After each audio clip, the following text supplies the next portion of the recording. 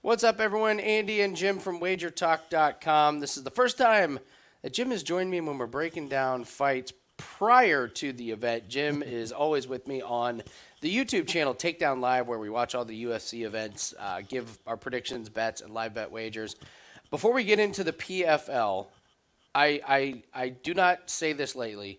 Jim is the single best handicapper with sack props in the NFL. His Twitter handle is right below. He posts all of his sack props. This is the only man I will listen to for defensive props in the NFL, and I mean that 100%. Of anybody in the business, this is your guy. So follow him on Twitter. We're just coming off of a Giants and Commanders game that featured somewhere in the neighborhood of 93 sacks, and Jim was all over that one. But tonight, Jim, we're breaking down PFL, final event of the year, the tournament champion. And we're just going to get right into it. We're going to start with the top and work our way down. Clay Collard and OAM. You know me. I do not like Clay Collard. I don't think he's the most exciting fighter in the world. But I also don't think OAM is the most exciting fighter in the world. So let's take a look at this fight. And what do we like? OAM is going to be the favorite, hovering around this minus 210. Let's start with Clay Collard. What do you see in Clay Collard, and how does he match up against OAM? I've really liked how Clay has come into this season serious, very serious. He pretty much has stated that he feels like he really kind of he gave away a couple ones last year, and he really wants that title. I've really liked his resilience. I think his boxing has looked really crisp. That being said, I just don't understand this fight. Something just smells off. OEM is the clear favorite to win this whole division, and he's been from Jump Street. He's the most well-rounded fighter. He's going to have a size advantage, all these things. Just something smells fishy, and I don't know if it's Collard's confidence or OAM's lack of competition, but I love the improvements Clay Collard has made. That all being said, he is going up against the most well-rounded fighter in this division. A fighter that should have not been cut from the UFC. There was no reason to let him go, and now look what happens. He's a monster in PFL. I think that if this fight goes late, Collard's got a shot. I think he really does. Collard's body work, we haven't seen OAM tested. We really have not this season. And there's something to be said for that. You're talking a whole year of just running through people. He has not been tested. Clay has. He took out Shane Burgos, the PFL's golden boy, easily, might we add, easily. And actually did it in better fashion than OAM did. So this is going to be a real interesting way to close this night out, this fight. I'm very intrigued. I just haven't got to the window anything yet on it. I agree with you. This fight stinks. This should be an OAM clinic where he pushes up against the fence, works the wrestling, turns it into the most boring fight, and yet it's the last fight on the card. Money's coming in on OAM, and yet I just have this reason. And you know me, I'm not a big Clay Collard fan. I think he's overhyped. And yet if I'm betting it, it's Clay Collard or pass. I agree. I smell an upset in this one. I think when it comes down to it, if there's a ton of excitement in the building, Clay Collard's going to bring excitement that OAM just isn't going to bring to the fight. And all he needs to do is steal one of those rounds with like a late flurry, or he stuffs some kind of, not a takedown attempt, but he wins a little clinch battle inside. I don't know. I think it's Collard or pass on this one. You and I are in agreement that I feel like OAM should just be a much bigger favorite. Yes. And he's not. And so, therefore, I'm just wondering what's going on with this line. For me, it's Clay Collard or nothing. I haven't gotten to the window on it, but at this point, yeah, Collard. No props out at the time of recording this, but I do think it goes the distance. So I could see doing a Clay Collard even by decision to get you even more plus money if you want to get really crazy with it. So for me, it's Collard on that one. Let's move to Denis Goltsov and Renan Ferreira. What do you like about this one? Do we believe in the striking of Ferreira? Or do you think Goltsov's just going to go full blown? I'm going to take this man down, hold him down there, and end up finishing him easily on the ground. What do you think? That would be my game plan. I would not be striking with Ferreira. No doubt about it. Look, Goltsov is your clear-cut favorite in this division, and he's been the entire time. The second that all those fighters got suspended, it was eyeballs on him. La Problema is a dynamic striker, and he's looked fantastic. But let's look at who he just last fought. Look at his run to this match. I mean, he fought Maurice Green, which, as we know, is no crowning achievement at all. You mean the Maurice Green who screwed up yes. who screwed up what they needed to make it in the tournament and we're celebrating? Yes, that's true. Shouldn't even have been in the tournament. No. Was a replacement. That's true. Very true. Yeah, couldn't count. And then he knocked out Scheifele again, who's always been knocked out. The last time he fought somebody with wrestling ability, let's scroll down. D'Elia manhandled him on the ground. I mean, look, round one, ground and pound, lost. It was over. Yeah. I do think Ferreira has shored up his cardio. His range management is better, but Goltsov is a tall guy as well. And we've seen this time and time again when pure strikers fight guys that are close to their size, it changes the way they fight. I think if Goltsov's smart, he gets this to the ground quickly. And on the ground, I think he's just going to wash him. The line is justified at 245. I could see parlaying it. I also think my favorite bet on this fight is probably going to be a total. I don't see how in the world this fight goes 5 rounds. I'm with you 100%. I mean, one of these guys is going to implement their game plan, and this fight's going to end. And it's probably going to end quickly. Yeah, I actually think when it comes down to a little bit of a takedown defense, this height is actually a downside for Ferreira. It's a lot of body for Goltsov to work down. And once he gets down on the ground, that's just a lot of body for Ferreira to try and work through with Goltsov and then to try and get to the feet. And Goltsov is so good at controlling. I've got Goltsov in it as well at minus 238. It's a great parlay piece. I know Ferreira's striking is really good, and I know he's been getting better, but Goltsov's is going to be his 40th fight. He's going to know to stay out of the range of Ferreira. So I have Goltsov winning. I wouldn't be scared to do Goltsov inside the distance because, yeah, if he gets it on the ground, and I think inevitably he's going to end up with some type of submission or ground and pound. So I like Goltsov, and I'm with you that this fight doesn't go the distance is probably the best way. That's probably the best way to go because if Ferreira wins, it ain't going to be a 5-round decision. It's going to be like some kind of knockout. So. Yeah, when the props drop in this, I'd be real interested in a fight doesn't start round 3. Maybe a fight doesn't start round 4 as a parlay piece. Yeah. In the PFL, you can't really just cruise. No. Especially in a matchup like this. I don't think either guy can cruise. I think they're going to have to go for it. Up next, Larissa Pacheco, Marina Mokhnatkina. I don't know. I mean, what's the path to victory for Marina Mokhnatkina? Because honestly, listen, you always want to say puncher's chance. I don't even give her a puncher's chance in this one. I see literally no path to victory outside of a Pacheco injury. Pacheco is, at this time of recording, minus 675. I even think that's kind of a gift. I wonder what it's going to be like for her to win inside the distance. If she's minus 675, what's inside the distance? Minus 500? Yeah, they're not going to give you a big discount on that. Well, let's at least talk Marina Mokhnatkina. Let's give her the respect because she did actually make it into the championship. Problem is her path here was not exactly impressive. What do you think she's going to attempt to do with Pacheco? I mean, she only has one shot. She's only have one thing she can attempt is to attempt to get this thing on the ground and get it on the ground as quick as possible. As quick as possible. She's a good grinder.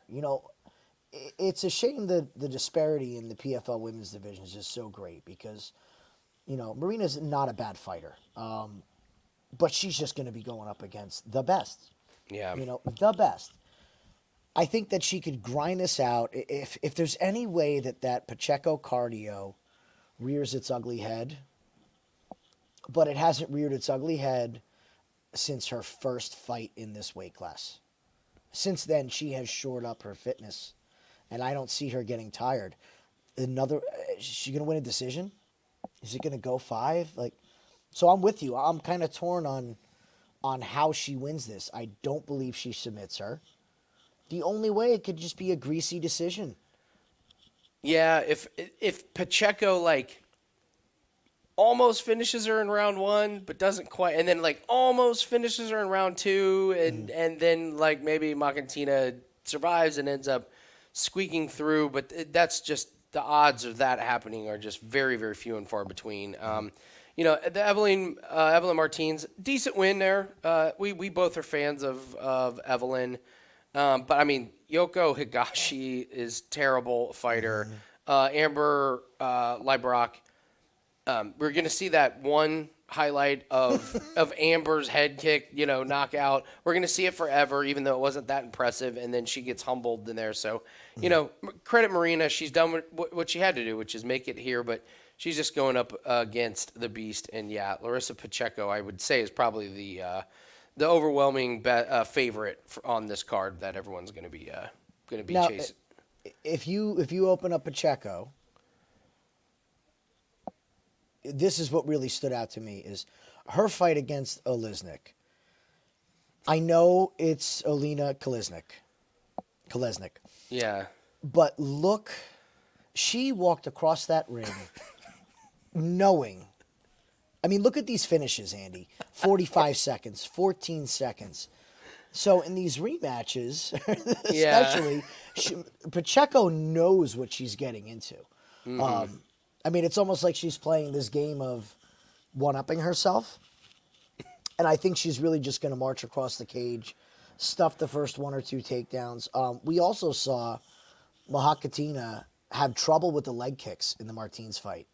So that could be something that really is going to limit her ability to get on the ground. I mean, Pacheco lands a few. She's not going to go for a double leg. She's not going to get a single leg. Yeah. I think it's just a matter of time. Before we move on, guys, just want to tell everyone, plays are at WagerTalk.com, and we're running a once-a-year special. It's a Thanksgiving week special. Guys, don't buy one play at WagerTalk. Use the 7 days for $69. One time a year. It includes all sports, all percentages. We have our best bet up for the PFL. Since we have no UFC this week, we're not doing any UFC breakdown videos, but perfect week to break down the PFL. Same week that PFL and Bellator are merging together. That was official. But, yeah, there's no profile code needed. Just go to Andy Lang's profile page at WagerTalk.com, and there's no promo code. Just sign up there. It's right on the right-hand side. 7 days for $69. We are on a 13-2 run, all sports, 16-9 on MMA. Jim and I have been crushing our show props on that show, and up to a 14-6 run in NHL. So it includes all sports. You don't need a promo code. Just go to WagerTalk.com, Andy Lang's profile page. You get 7 days for $69. It really is a great way to see how we handicap all sports. So you don't need to get into a year or 30 days. Try out 7 days at a really, really big discounted price. See if you like it, and hopefully we'll go ahead and turn some more profits for you because we are in really, really nice groove here. So take care of that, and let's take a look at our next fight. And we're going Magomedkerimov and Sadibou. This is an interesting one, Jim. When I went and looked back, I thought I was going to be all in on Sadibou at the plus money, and then I watched his last fight against Carlos Leal, and I was like, oh, uh-oh. So I'll start with Sadibou. I thought he looked like a different fighter this season. I loved the finishes. I mean, look, before the, decision, split decision, lost a decision. So he comes out, wins by knee and punches, wins by spinning wheel kick, and then I had him big over Carlos Leal. And what does he do? Here we go back to the decision machine, winning a greasy split decision. And Carlos Leal's, what he did in that one was He closed the distance. He implemented wrestling. He implemented a takedown. And he all of a sudden made Sadibou look like the old Sadibou. Like, these two fights, I was like, where is that guy? He didn't show it. I thought it was a horrific performance from him coming into a fight, especially, when you're going up against a guy that's got two Magomeds in his name, who we already know. That being said, I'm not that high on Magomed. His cardio, he manages it, but you can tell when he takes breaks. I think this is going to be a really, really close fight, and I cannot get to the window on either of these guys to start. Where do you see in this fight? I'm lockstep with you, and this is to me is the most volatile fight of the night on either side. I don't see how you could have a strong lean either way in this one. Mm-hmm. I mean, I agree with 100% with what you said about C. He's been getting these finishes now, albeit go back and look at those opponents. Not impressive. Not impressive opponents. Now, the last time these two guys fought, exactly what you said happened. Magomedkerimov just wrestled him. Wrestled him for 3 rounds. That's how he won the decision. It's an interesting fight because it's a rematch. And we've seen it before with other fighters that when they rematch, a lot of times you have the same winner, but it comes about a different way. So I'm curious with this. Now, that being said, I don't think either of these fighters can deviate from their game plan. I think they both are what they are. So it's very hard for me to see Sadibou just coming out like a banshee and going for a knockout.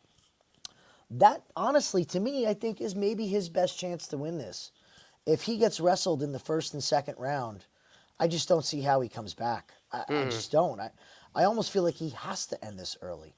I'm going to be very intrigued to listen to the interviews, see the weigh-ins, find out what these two guys are doing this week, because we're going to have a lot of media that's coming out, with it being, the finals, and just see where their heads are at, because I feel like Sadibou is coming into this with better headspace than Magomed. Okay. Yeah, this is going to be so hard to pick, this fight.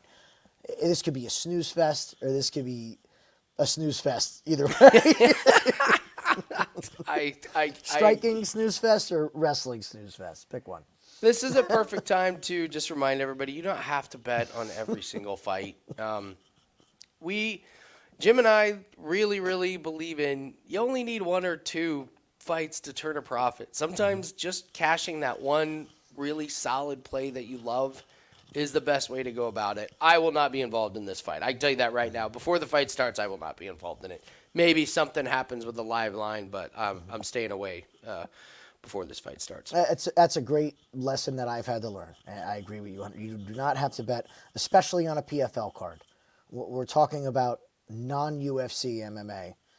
Be careful. Yeah. Just be careful. All right, next up, we're moving to a man that we didn't make a whole lot of money on in the UFC. Boy, have we made a lot of money on him post-UFC. Jim, you and I have been on Impa, Kasanganay.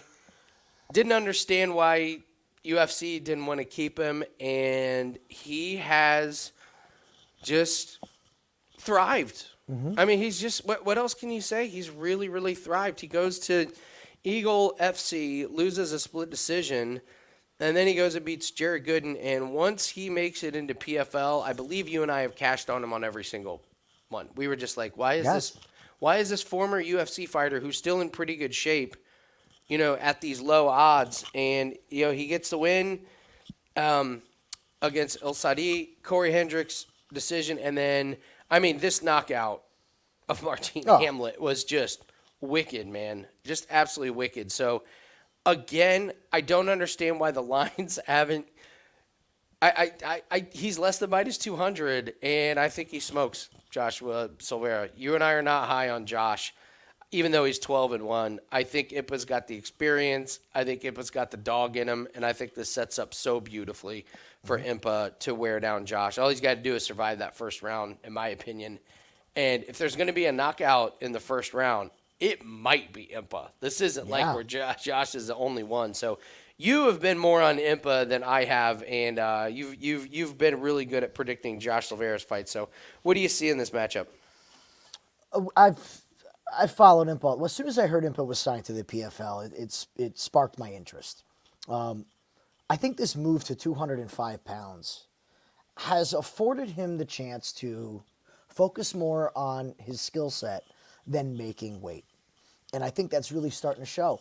He really has rounded out his game. I mean, we did not see his wrestling in the UFC at all. And he is just he's shucking off takedowns like they're nothing. On top of that, he's shown a great ability to wall walk on the cage and get himself back to his feet. Josh Silveira is a good fighter, but I don't see his wrestling as being that dominating, blast double, single leg, drag you down, get control, hold you down. In all reality, Josh is an undersized 205er as well. Mm-hmm. So where's the size advantage? That was the worry with Impa going into PFL was this move to 205. And he's fought some big boys. I mean, his fight against Hamlet's a big boy. Mm-hmm. He is not Silveira. I think Impa has the edge in cardio. Josh Silveira's cardio fell off a cliff in that last fight against Ty Flores. Oh, he was getting ready to lose that fight. We had Silveira, and we were watching Flores and thinking it's time to kind of just jump off, right? Get out of there. We were so ready to live bet if that round got over because Josh was fading and Flores was taking a punishment. And you could tell Flores was going to beat him, and then he gets the knockout. Josh was going to lose that fight. There was no question in my mind he was going to lose that fight. He was going to lose a 29-28 decision. No doubt about it. The fight against Monte, knee injury for Monte. Mm-hmm. Now, Monte's not that good, but literally, Silveira didn't do anything in that fight to inflict that damage. Yeah. It was on a takedown. Sam Key's horrible. He's no business being here. So and true. look at his loss to Amariak Madoff. That's not a good loss either. Mm-hmm. Yeah, that is not a good loss. So I think it's Impa. I think it's Impa all day. I don't understand the line. Mm-hmm. I'd be very interested in a Impa by finish because I think that motivation-wise, this is Impa's chance to put a stamp on it. Okay? PFL and Bellator emerging. He can make his money in the PFL. And from here on out, he has his choice. The UFC would welcome him back with open arms. Yeah, you're right. He has his whole world ahead of him right now. Josh Silveira wins, he's not getting a phone call from the UFC. Impa is. That's great. Good point. Good point. So, yeah, we both like Impa in that one. And you're right. To finish, I mean, seeing how quick Josh gassed in that last fight, I mean, yeah, if Impa can absolutely finish him. So, we got Kayla Harrison and Aspen Ladd. I have so many questions about this fight. Can Kayla Harrison make this weight? Is Aspen Ladd going to be awful? Why is Kayla Harrison minus 800 when we haven't seen her in forever? Is she going to be in fight shape? I don't know. My big prediction from last season was that Kayla Harrison was not going to win the championship, and she didn't. And to be honest, I didn't think she looked good, and now we haven't seen her, in a while. And she's getting the mystery that is Aspen Ladd. I will tell you right now, laying minus 800 on Kayla Harrison in this fight is insanity to me. That is absolute insanity. I don't know what the deal is with Kayla Harrison these days, but they're giving her the right matchup. There's no doubt about that. They're giving her Aspen Ladd. So if she, I don't know. What's your take on this? I guess I think it's more just a guessing game. If you're betting on this, you're kind of guessing as to what Kayla Harrison's going to look like. I'm gonna preface my opinion by reiterating that we don't have to bet every fight. We do not. And I am not saying to go and bet this fight, but I'm going to give you my opinion. I think Aspen Ladd is going to beat Kayla Harrison. There you go. And I think Aspen Ladd is going to beat Kayla Harrison because Kayla Harrison is going to be checked out. What is left for Kayla Harrison to do at her age in this sport? She could be an ambassador. Like you said, can she make the weight? That's a huge question. That is a massive question. Can she also perform at this weight? Making the weight is one thing, but Harrison's approach is wrestling heavy and just brute strength. Once she gets her judo throws, yes, she has great technique, but she does that with brute strength. And we spoke about this last week. I think that Kayla's going to win the first round. And if this fight gets out of round 2 or round 1, look out. Just look out. Because say what you want about Aspen Ladd. She is tough. She will not give up. She may not be the best fighter, but she has cardio and she's tough. So if this fight gets out of round 1, there's going to be a lot of nervous people with Kayla Harrison in their parlays. So be careful on this fight, ladies and gentlemen. And you're not getting that much value at anything that's minus 800. No. Like, it's got to be listen, our favorite parlay piece of the year in any sport is Max Verstappen to win a Formula One race. He's minus 400. He's half the price of this. Mm-hmm. Like, would you rather bet Max Verstappen to win in Abu Dhabi at minus 400 or Kayla Harrison at minus 800? Of course, you're betting Max Verstappen. This minus 800, you're not even getting that much value. There's really no reason to even put something like that in your parlays. So, yeah, I'm with you that this fight. I will say this: get your live lines ready. Exactly. If Kayla Harrison wins round 1, and all of a sudden in the last minute you see her starting to tire out, you're going to get Aspen Ladd at plus 10-1. Mm-hmm. at the 3-minute and 30-second mark, with a minute and a half to go in round 1. Get ready. That's the time. Yeah. Right. I can't believe we're talking about a Derek Brunson fight, but here we are. Ray Cooper and Derek Brunson. Oh, man. I guess you want to start. Oh, boy, I don't know where to start. So you have a massive size you have this massive size difference, which is so laughable. Anyway, you got a 5'7" guy fighting a 6'1" guy. You have Ray Cooper, who, I mean, in his last fight, he comes out like a million miles an hour, knocks a guy out in 24 seconds. But then before that, he loses a decision to Carlos Leal. Mm-hmm. I don't know. I guess the question is Derek Brunson done? I think Derek Brunson's done. I think he's toast. This is a paycheck. His cardio is not there. His durability certain is there. I actually kind of worry about him. I don't like seeing guys take the beating, and he is taking a beating, and he's almost 40 years old, and I'm just not sure what the path to victory is for someone like this. I actually think I could look at this and want to turn away if Brunson takes some big shots to the head. This one has all the makings for me of something that's kind of sad to watch. Is there any chance that Brunson shows up and is ready to thrive in his PFL debut, Jim? Well, we've seen this in the PFL. I mean, the only former UFC fighter to come into PFL and have raging success is Impa. That's it. Yeah. That's just it. It is a big difference going to PFL. And I think this is where Derek Brunson's going to struggle. If Derek Brunson gets this takedown and he gets on top of Ray Cooper, yes, he's going to have a size advantage. But there's one key thing in PFL that you're not allowed to do. Elbow. You're not allowed to elbow to the grounded opponent. That changes UFC fighters' ground and pound. We saw it with Shane Burgos. I mean, he is lost when he is on top of somebody and he's in their guard.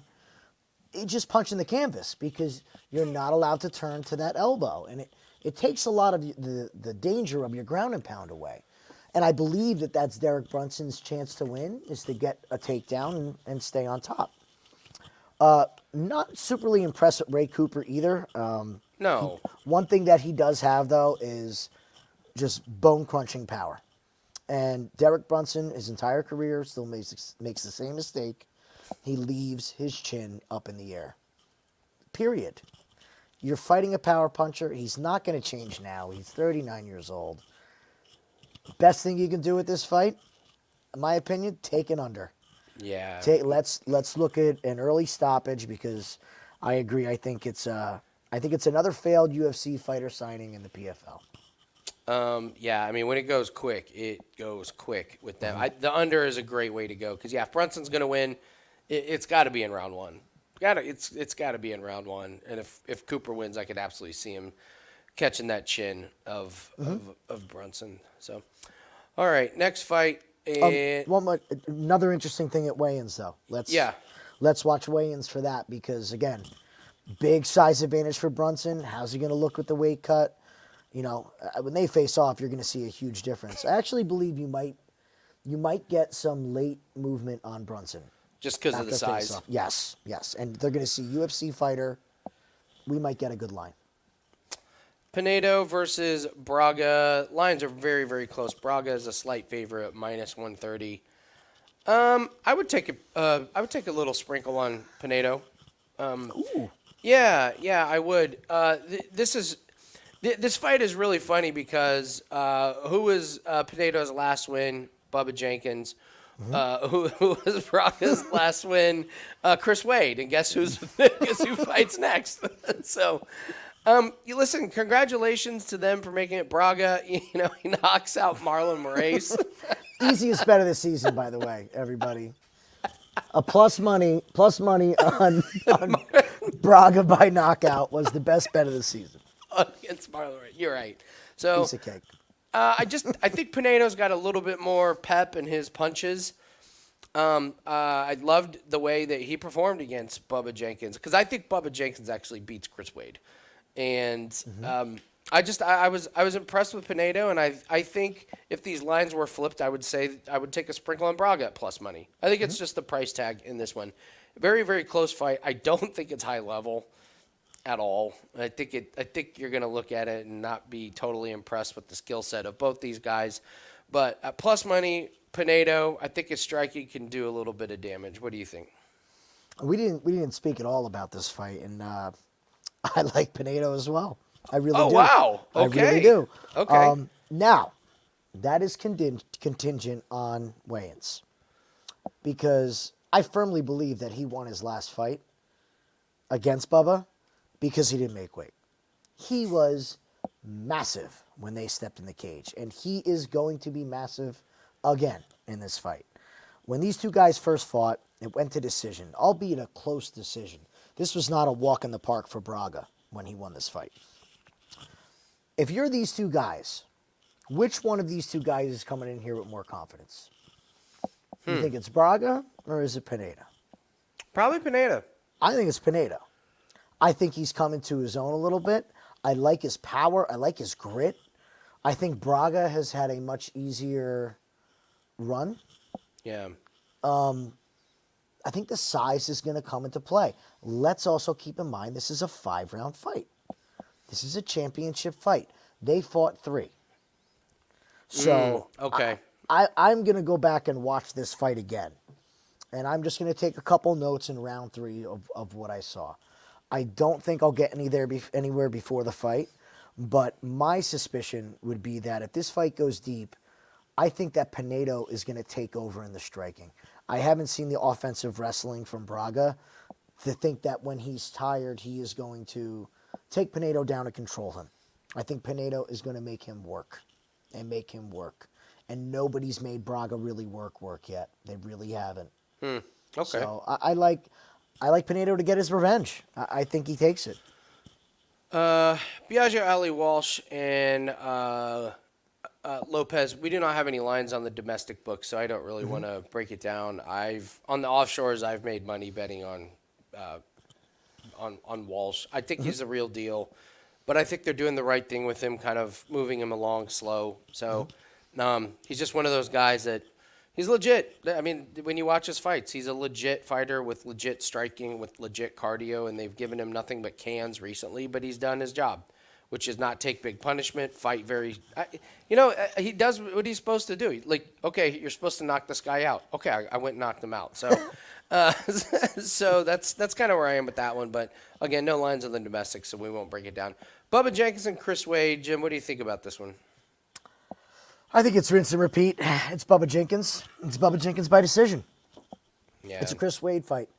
It's a Chris Wade fight. It's a Bubba Jenkins fight. Bubba Jenkins, in my opinion, underestimated Pinedo in his last fight. I think that is exactly what happened.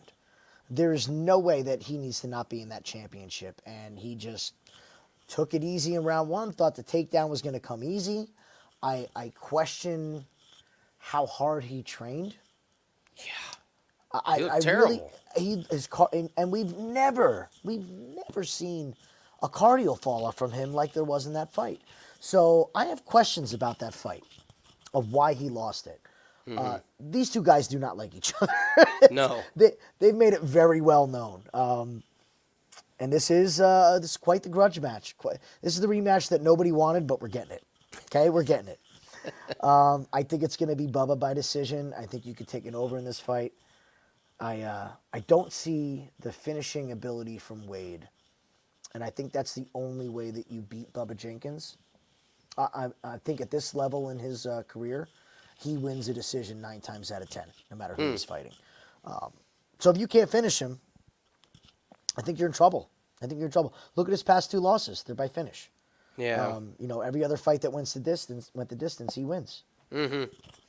That last fight was so strange from Bubba Jenkins. Very odd. Made no sense whatsoever. So, yeah, I'm with you on that one. And then finally, we'll just wrap up with a little bit. You got Jesse Stirn, Josh Blyden. Not a lot of film on Blyden.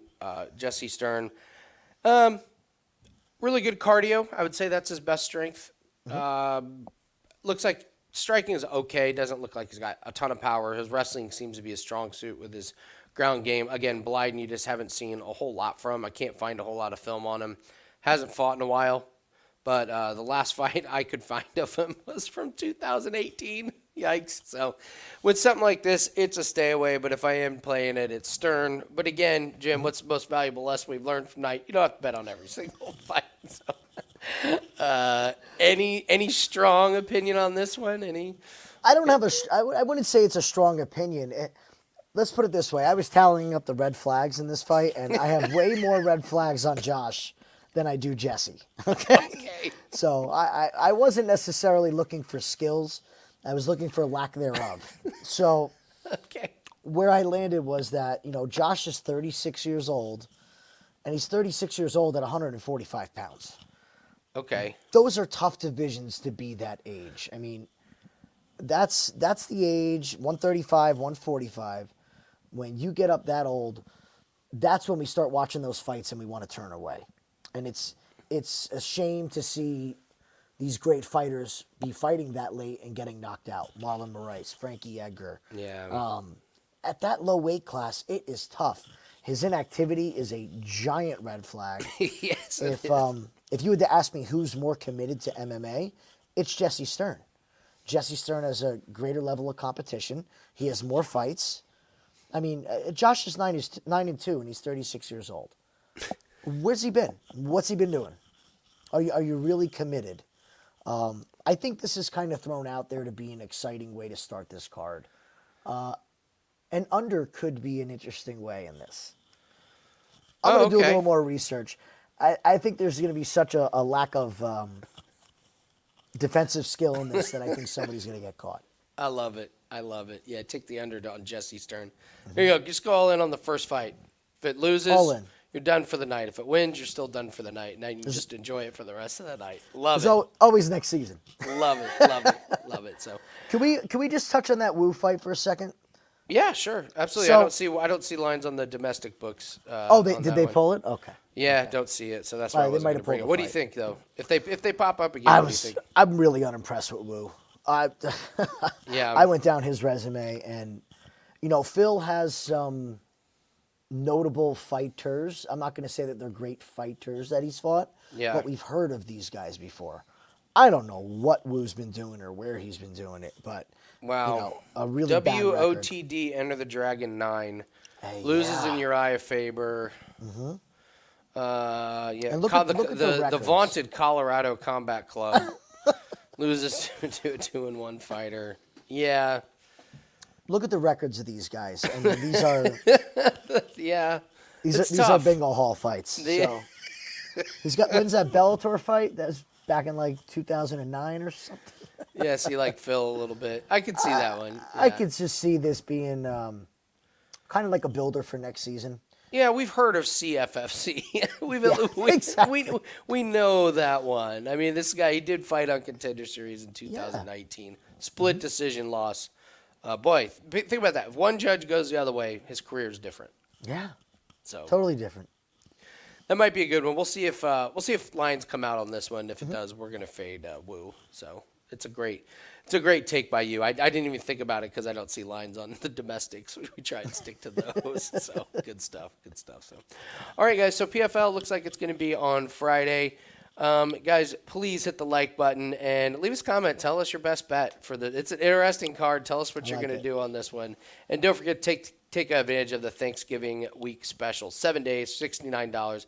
We do it one time a year. Go to WagerTalk.com. Look at Andy Lang's profile page. You get all plays across all sports, all percentages on a really nice run. 13-2 run over the last few days. 14-6 on NHL. And we're on a nice 16-9 run, thanks to Jim, with some cashes in UFC over the weekend. So that's going to do it for us, guys. Thanks so much. And please follow Jim on Twitter if you're looking for some NFL props. The sack props that he does are just amazing.